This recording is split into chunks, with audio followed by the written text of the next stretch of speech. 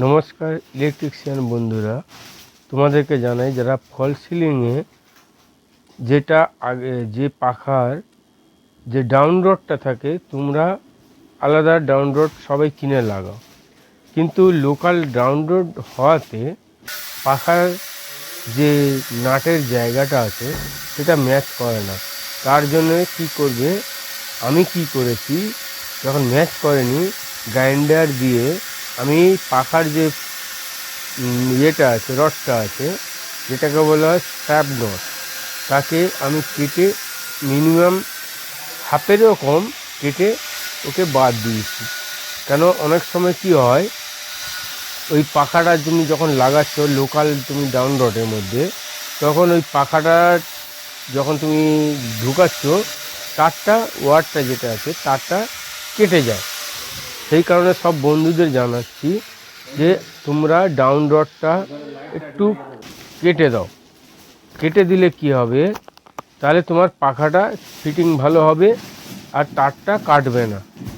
এই কারণে সব যত ইলেকট্রিশিয়ান বন্ধুদের আমি এই কথাটাই বলি, তোমরা কিন্তু কিছু পাখা লাগাবার আগে যখন আমরা ফল সিলিংয়ে লাগাই তখন ওই রডটা ছোট বড় হয়ে থাকে, পাখার যে ফুটোটা থাকে তাতে ওর সঙ্গেও ম্যাচিং হয় না। আর আমি অনেক দিনের পর এই ভিডিওটা আবার শুরু করলাম যাতে তোমাদেরকে শেখাই, তোমরা অনেকে শিখবে। দেখো, শেখার কোনো শেষ নেই, শিখতে তুমি যদি চাও তো আমার এই ভিডিওটা অবশ্যই দেখবে আর অবশ্যই লাইক করবে। হয়তো পরবর্তী ভিডিওতে আমি তোমাদেরকে আরও অনেক কিছু শেখাতে পারবো।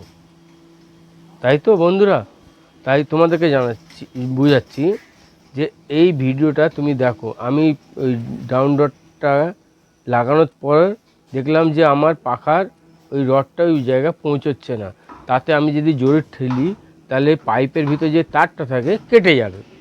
তারপরে আমি কি করলাম, পাখাটাকে নামিয়ে ওই উপরে যে পাখার যে রডটা আছে তাকে একটু ছোট করে দিলাম কেটে গ্রাইন্ডার মেশিন দিয়ে।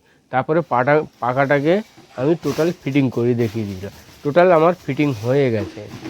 এবার তোমাদের যখন টাইটটা তোমরা দেবে, একটা প্লাস নেবে অবশ্যই, আর একটা কোনো রেঞ্জ বা বক প্লাস নিয়ে ওটাকে টাইট করবে। টাইটটা এত জোরেই করবে যাতে পাখা চলাকালীন না নড়ে, কারণ নড়লে তোমার যে ফল সিলিংটা আছে সেই ফল সিলিংটা গিয়ে ধাক্কা খাবে।